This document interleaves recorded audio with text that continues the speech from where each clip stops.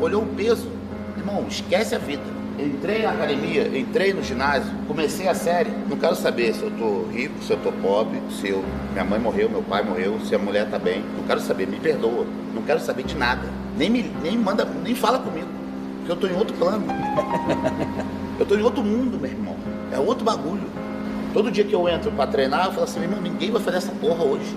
Eu vou fazer essa porra. Por mais que alguém faça. Mas se eu não tiver isso dentro de mim, eu vou ser derrotado por mim mesmo. Porque eu falo, quem falha primeiro é a cabeça, não é o corpo. O corpo tá lá, ó. Mas se a cabeça não entrar no game, mano, você vai ser atropelado.